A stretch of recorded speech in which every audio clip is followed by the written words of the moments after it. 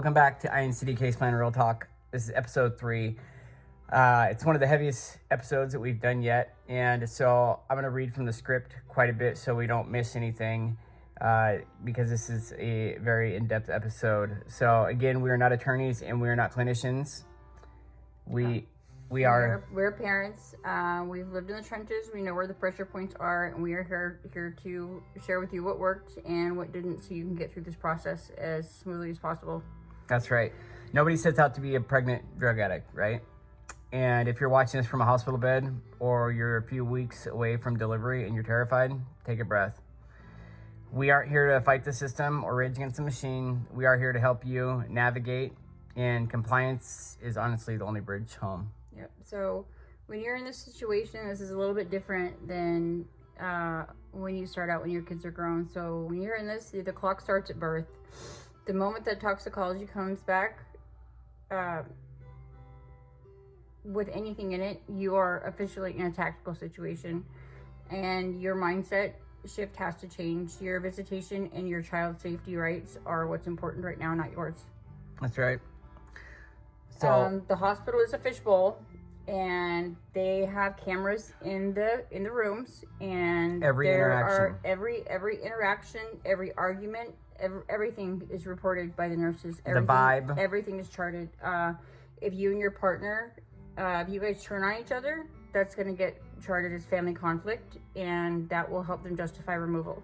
Then the nurses and hospital staff are mandated reporters, no matter what. So it doesn't matter what's going on. They have to chart everything.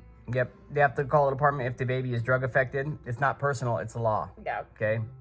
And like she said, if you turn on each other, this is not the place for that. Family conflict is enough to give them enough to justify removal. Yeah. This is, if you guys are going to argue, do it when you get home. Yep. Don't do, and you shouldn't be arguing right now anyways. This is, if any time you guys are going to hold hands and freaking face the fire together, like this Now's is it. the time. Even if you're not together when the baby's born, be united for your kid. You guys need to pay. You need to be parenting together right now, 100%. This is not the place for conflict. Different venue. Yeah. Wait till you get home to argue. Yep. And so, or just don't argue. Yeah. Don't fight the staff. Use DCYF as a resource. If you're actively using, expect gowns and gloves in the NICU. Okay. Don't fight the protective gear. Just wear it and be there for your baby. Yeah. And you need to be there for your baby. And so my wife's we're gonna go over this next neonatal abstinence syndrome, withdrawal and NAS and what it looks like in the NICU. And this has gotten really scary over the last couple of years. There's actually a hospital in Texas that had to create an entire new wing of their hospital just to deal with drug-affected babies. I can't even imagine what going through this is like, and it took us quite a bit to actually put this episode together because it's such a sensitive subject, and there's so much that goes into a dependency case as it is, but now you're dealing with a perfect storm because you've got postpartum depression, early recovery, and you're navigating DCYF, and it's just like, it's scary. Multiple legal systems. But so these are the basics of what they're looking for in the hospital. So fentanyl, and that causes poor fetal growth and it's intense. High-pitched tremors and cries. And so anytime you felt sick when you were withdrawing, like your baby's going through that. The same thing in a very tiny little body. Trank is super scary. Not all hospitals, the tests don't show for it. So if you've been using Trank, please tell the staff, because those babies need really special care. Trank use reduces oxygen flow to your uterus by 59%. These babies are born with no muscle tone, and they smell sick when they're born, and they need a lot, and they deserve to have that, and the staff needs to know what to prepare for right away. Yep. Crack and crack cocaine cause hypersensitivity to light and touch. Benzos. Yeah, benzos have dangerous long withdrawals. Can cause withdrawals in babies for weeks. including seizures and other. Yeah, so just make sure that you're honest with the staff at this point. I mean, they've got you cracked anyways, right? They already know that you've been using while you were pregnant. So if you were using Trank, make sure that they know, because even that little tiny bit of information will show protective capacity. Absolutely. And so let's go over the medical realities. So drugs in utero in the NICU. Okay, hospitals in Tri-Cities, Cadillac, Trios, they monitor babies using what they call the ESC method. And it's basically the baby eat, sleep plus 1 hour, and then can be consoled within 10 minutes. And then there's, we'll go over the substances. So basically, fentanyl and opioids. In utero, the effects are... it causes poor fetal growth, increased premature birth.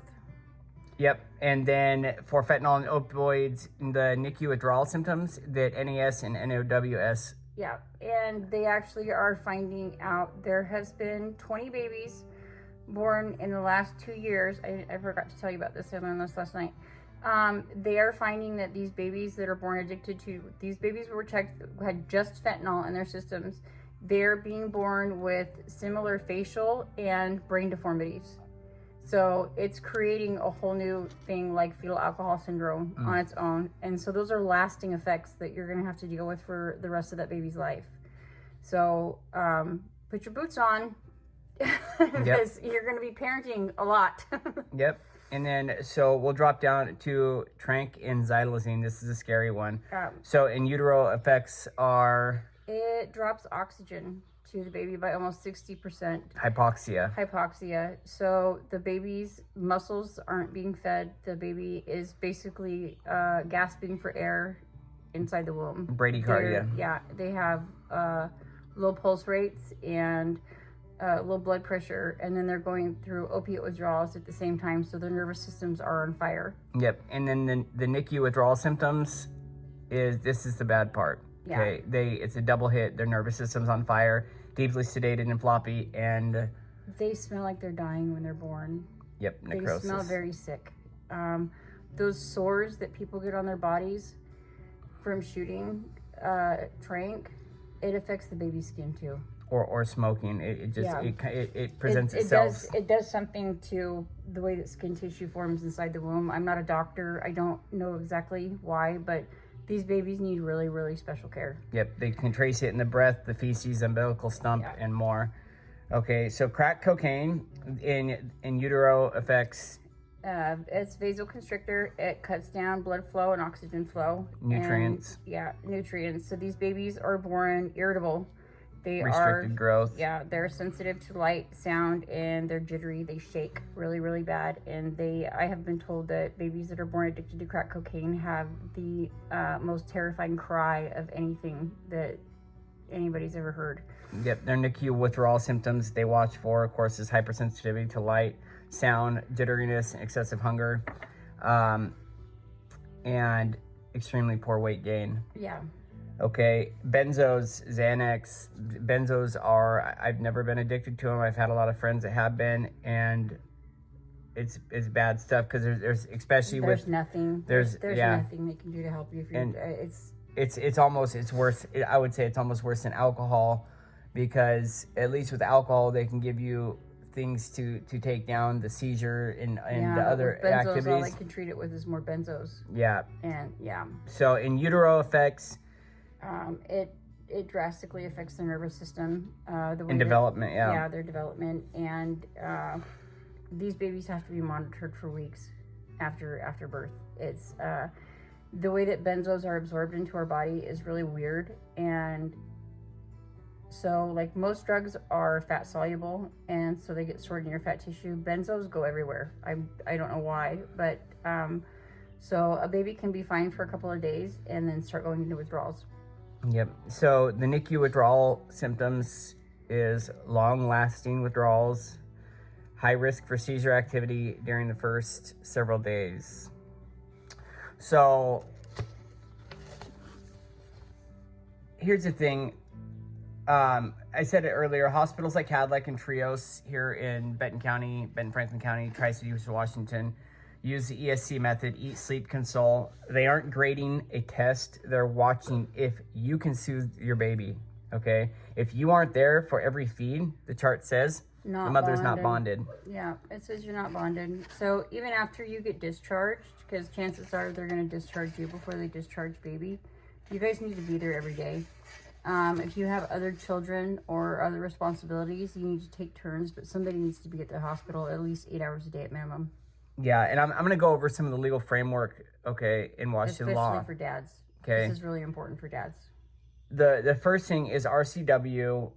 Yeah, basically, dads, this is where you step up, okay? I'm just gonna say it, man the fuck up. You know what I mean? Under RCW 13-34050, it's imminent. It's called the imminent harm rule. Okay, if one parent is struggling, the state must look at the other parent for placement. If you're clean, you're the safety factor. All right. So, psychologically, this is gonna probably make you guys feel really bad at the time, but I want you guys to know that this is not what this is. They are going to look at dad as the protective factor, and they might make him sign a safety contract saying that you cannot leave baby alone with mom. Sign it. It is not a betrayal to your partner. That may be the difference between baby going home with you and baby staying in state placement. And even if baby goes home with you, you are still going to be involved in services and all kinds of other stuff. Use those services. Yes. Every bit of it. You know, they call it, they think there's a betrayal. That's a myth. It might feel like your partner, your husband is betraying you by signing a thing saying he won't leave you alone with the baby, but he's not betraying you. He's protecting both of you. Yeah, absolutely. It's definitely a protective factor, you know. But here it is, fellas, you know, if you don't get involved and take that safety factor, and here it is, you have zero legal rights. Okay, they have what they call a VAP. It's a voluntary acknowledgement of parentage, right? Yeah.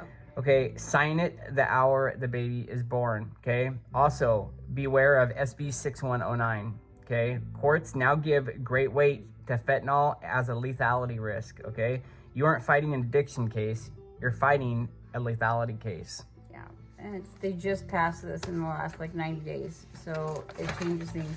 It used to be that they couldn't take your kids away from you just for being addicted to fentanyl. This new thing is the bridge, and they absolutely can, because it takes such a small amount of it to kill a child that it used to be that they had to look at, they couldn't just say, well, you're a drug addict, we're going to take your kids, because they had to look at everything else that was going on around you. Now, if you're addicted to fentanyl, that's enough. It doesn't matter. That's enough. And there has been cases in Benton County where children have passed. Yeah, there was a little girl at a hotel a few years ago that died, and when they did her autopsy, they found fentanyl blues in her nose, and the whole community was upset over it. So, you know, keep those things in mind. Your kids deserve to have a safe place to live and a safe place to sleep, and you deserve to be healthy and happy and clean, because drugs it doesn't help anything. Yeah, Really and just to note on that, you know, none of us know the situation of what happened or what led up to it. And here's the thing. I know in the depths of our addiction, you know, no matter what we did, we tried to protect our son and keep him away from it as much as possible. But who's to say the people that were around us they weren't doing that? Careful, you know? And we're not judging these parents. No.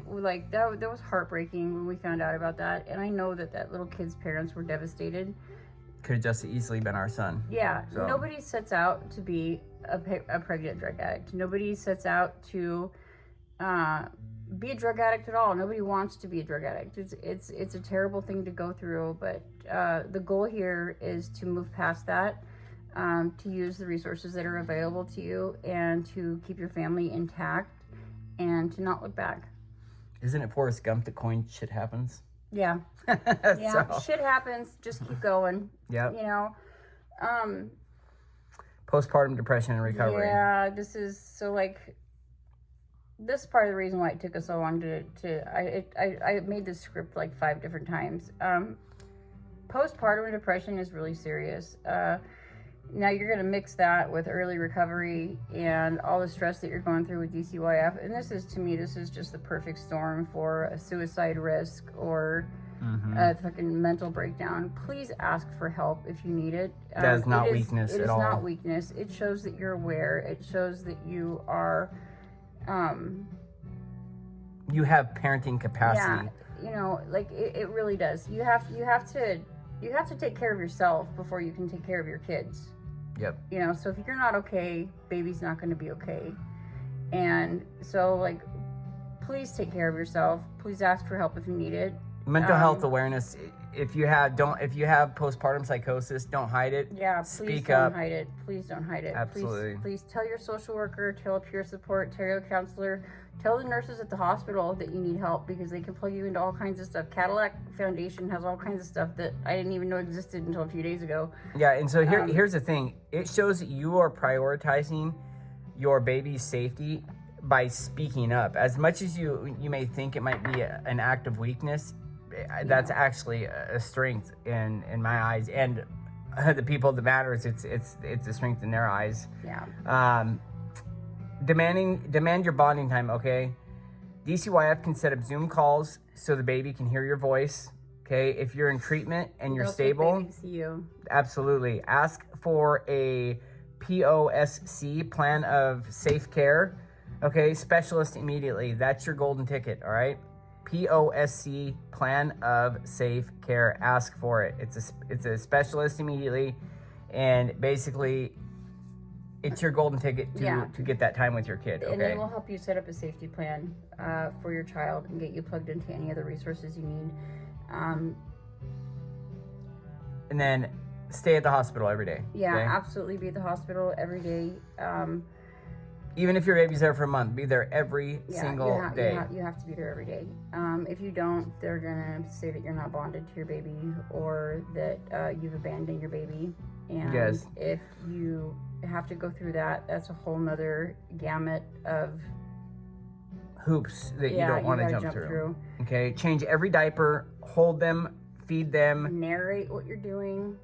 And if you live in Franklin County and you don't have the support, call us. Call her. Yeah. She'll be your support. I'll come sit at the hospital with you if you really need me to. Like I will. You know, I work from home. I can make arrangements to come sit in the NICU and hold the baby. I don't have any problem doing that.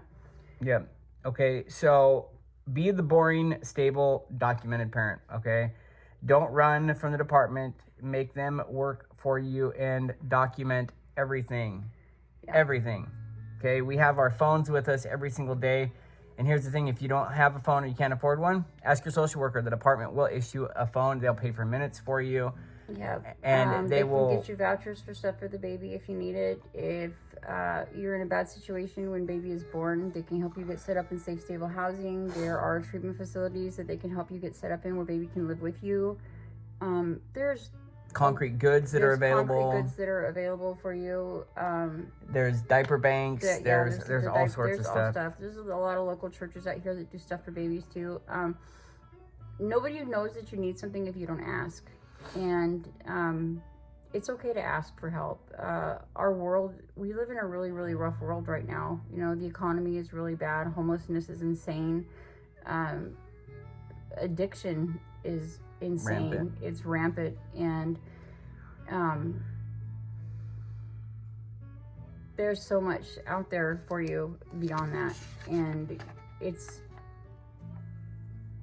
attainable, and having your family together is something that is absolutely 100% something that you can do.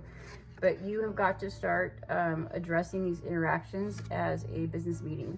Right now, DCYF has a massive amount of funds from the opiate lawsuits that they can use to help you. They're not your enemy. They are a resource, a huge resource, and your social workers are the ones holding the checkbook. Yeah, so they are definitely the gatekeepers. I want to go over the legal framework again. So I talked about the imminent harm rule. I'm gonna go a little bit over on that. Okay, so the imminent harm rule, RCW 1334050. Okay, the court takes child into custody only if their health, safety, and welfare are seriously endangered. Okay, if there's a positive drug test alone is generally not enough under HB 1227. Okay. SB 6109. Okay, this is the 2024-2026 fentanyl lethality update.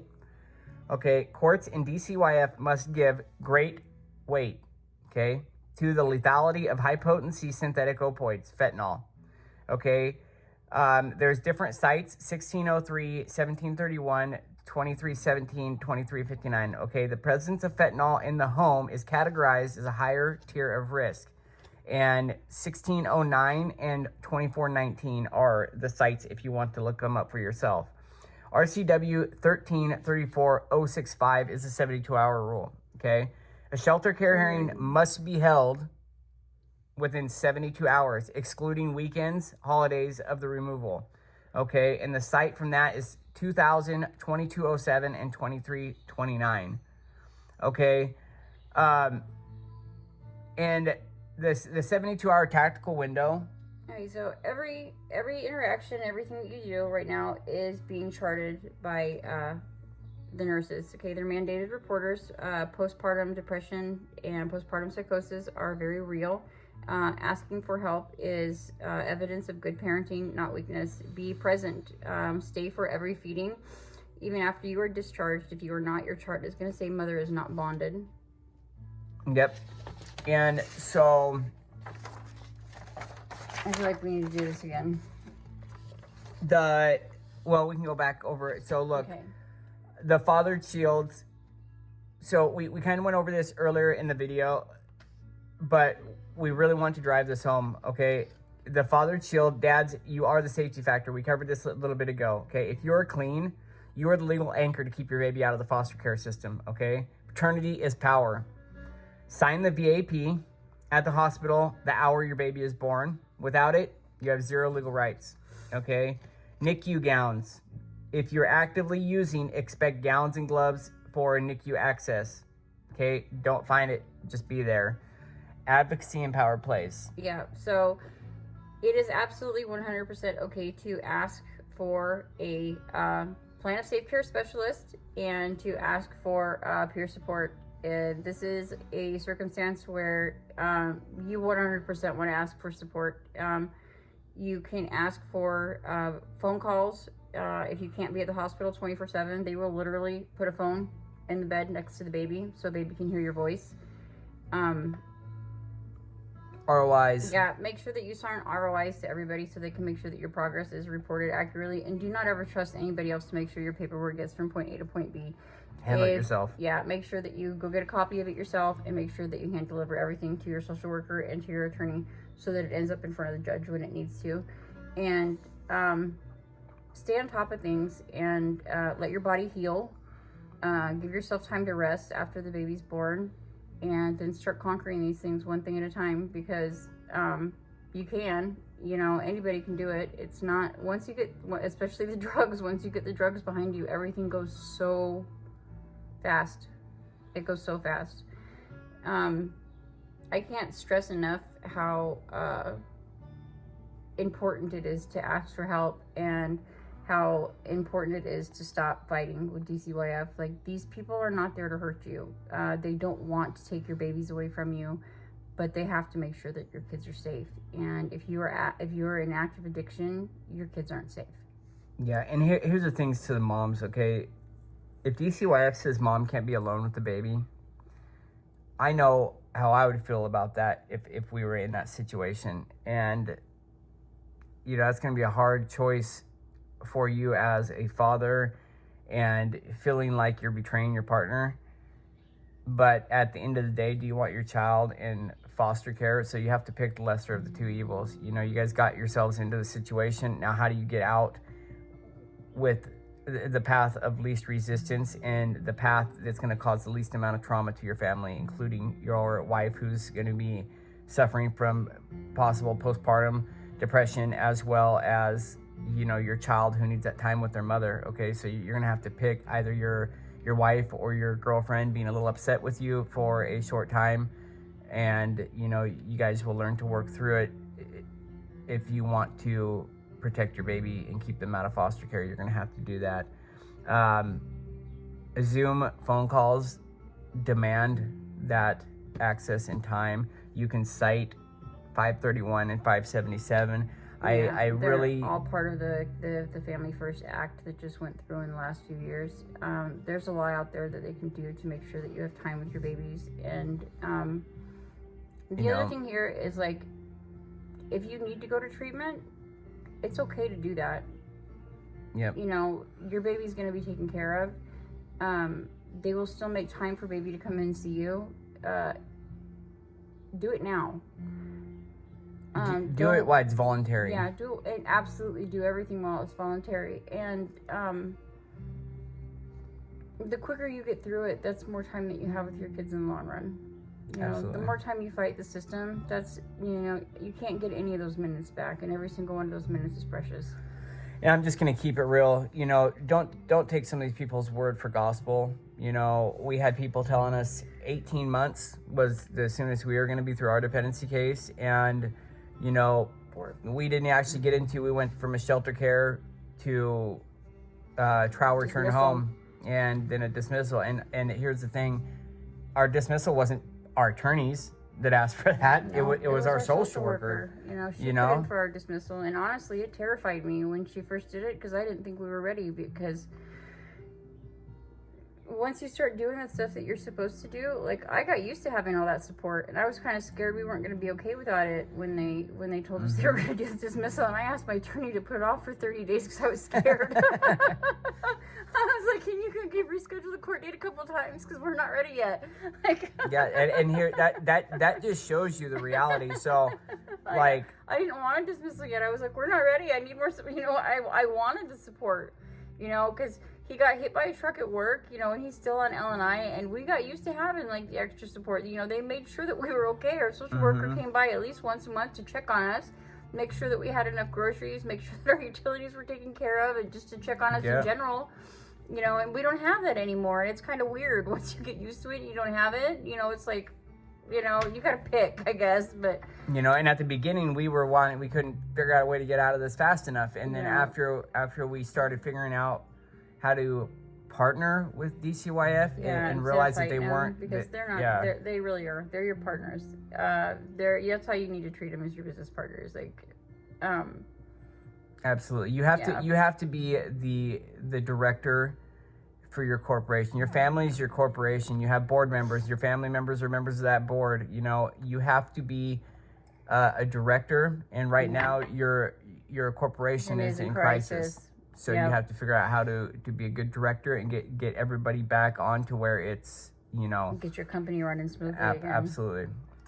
So I think that's all for this episode. I really want to say, if anybody has any issues or needs more help, follow us, reach out to us. You know, we'll try to do what we can to help you and make sure that you get the support you need and plug you into whatever resources we can find. And if we can't help you, we can find somebody who can. Yeah, we'll find somebody who can. I can promise you that. Like, if there's an answer out there, we'll find it. Absolutely. And our next episode, we are going to, I think, dive into... DCYF is not your enemy. Absolutely. So, DCYF is not... They're not the bad really guys. They're not. They're really not the bad guys. As much as I hate saying that, at one point I wanted to wage war against my dad. So, they actually did a lot for our family, and I'm grateful that I haven't had some experiences that we've heard other people having. You know, I'm grateful for that. But I think the way that we addressed it had a lot to do with why our experience wasn't negative. And that has a lot to do with him being so calm and logical and reasonable all the time, because I'm the one with the horrible mouth that gets emotional, and I got to be put in the corner sometimes. But so anyways, thank you, and we'll see you on the next episode. NCD Case Plan out. Hey.